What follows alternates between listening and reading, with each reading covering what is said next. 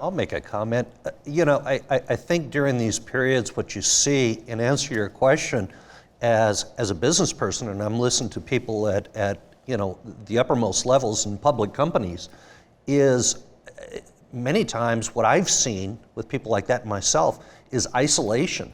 I think the schools, I think the churches, you're out there on your own. And as Bill mentioned, you go to church and hopefully when you go and you listen to the sermon on Sunday, you develop that internal belief, that faith internally. But when you hit the road on Monday, it's isolation. It's you against the world. It's you against the country. And I think the churches and the schools do a less than adequate job of grooming people, supporting people, and doing that. So in answer to that, I mean that's one of the reasons we're all here today, is how does Talbot start in doing that? How did the churches start doing that? Because I think we've all come to the conclusion here today, is you look at John's career and some of these people that I know that are believers in some of the most prominent public and private companies in the country and the world. And I know that they very much feel like they're out there on their own island. Yeah.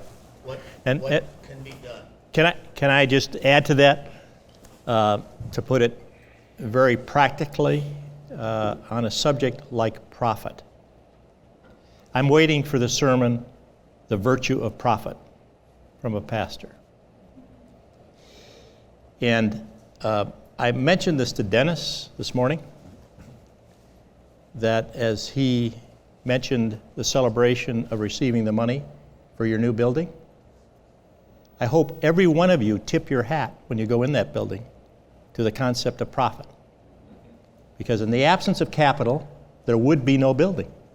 And the only way to get capital is profit. But have you ever thought that way? Have you ever introduced your students to that concept? Yes, it can be abused. Yes, it can be the subject of greed. But it is an essential element to the generation of capital. Without profit, there would be no taxes to be paid to the government. We wouldn't have governments. They'd ultimately go bankrupt, and we've seen some do that. So it is there as a reality. And when was the last time you heard a sermon on what it means to be friends with unjust mammon on Luke 16? When was the last time you heard a sermon on it? I mean, that's in the Bible. I read it. I don't get, from my theologian friends, I don't get any input on that. It's those kinds of things. Rather than looking at me and me going in the way of depression, yeah, they realize I've got a big pocketbook. But there's something more to me than my pocketbook. I want to offer a suggestion for Doug and then hear John's answer to the question. If the pastor had come to you at your place of work, had you showed him around your office, took you to lunch, and then said, John, talk to me about what's going on, would that have reduced your isolation? Yes, absolutely. It's measures like that. And I hear where you're going. You're trying to get to a solution. What is a solution? And I don't know ultimately what is the solution, but I think much of it actually starts in your classrooms right there. So it's supporting the pastor, because you look at, in most of the churches, the pastors have reasonable relationships with key business people, for a variety of reasons. And then supporting them, guys like John, I'd be curious, when he went through his lawsuit with the government and the SEC, just how much support there was. And when I say support, it's just being there to support him biblically, with his family and things like that. And I'd be curious to see how much of a role the church takes during those times, when the market was imploding and everybody's concerned. I don't have the ultimate solution, and I don't know what all it is. But I do know part of the problem. John, what would you have wanted during that time? Well, I'll tell you actually what I did get, which I think maybe I misstated some of the things, because what I see in general. one of my dearest friends was my pastor at the church that I had in Florida. We were fortunate in the sense that we were fortunate to have a church plant from a bigger church, and when he started the local church where I was attending at the time, I was one of the laymen that went with him to start the church, and he and I were about the same age. We became best of friends, and me being a PK, right, also made it very easy for me to relate to him. And so when I was going through this process, he actually walked the journey with me, which I think was one of the most amazing things, because, you know, you have to remember, being a PK, knowing that really, and I probably should be more driven by profits, but my problem is I wasn't driven by profits. I really felt like this was my calling, so this is what I did, and sometimes you're worried more about trying to do the right thing, and I was more driven by my reputation more than anything else. I was more driven by success than profits, actually. And success meant significance, because I thought that's what God has called me. I want to make sure I was doing the best job I could in what God had called me to do. So when this case came on, it was absolutely devastating to me, right? Because it wasn't my money they were after, it was my name and my reputation. And so the fact that the pastor of the church stood beside me and through that whole journey with me gave me the greatest degree of peace and confidence, because you wind up being in a self-reflective mode, right? It's like, what did I do wrong? You know, how could I stop this? Because we all go through that process. And I came to the realization there was really nothing I could have done. But at the same time, having somebody who know you from the ministry side that can affirm that and walk through that journey with you is one of the most important things it could have. And so I think that's one of the things from a pastoral perspective, is that I think if pastors would walk in the steps of the congregation more. And what does that look like? What did he do that you have labeled, you walked with me through that? I'd say, some practical things. I mean, Jeff and I, he would get together. We're always getting together once a week. We'd get together for breakfast, and we'd catch up and, truly fellowship, not as pastor and layman, but truly also as brothers in Christ. And I think that's one of the things that it's important for pastors to realize too, is that if we're truly all called into our vocations, right?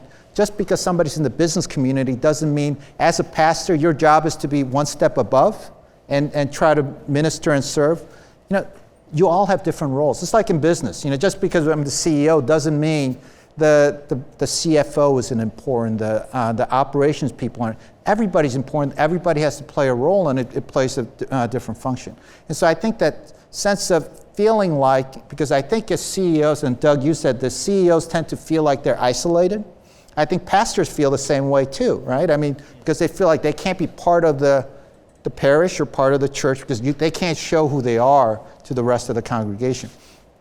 To me, the fact that he and I were able to share a relationship, truly a friendship, that was very critical. And the fact that he publicly supported, because he knew me, he was able to publicly support me.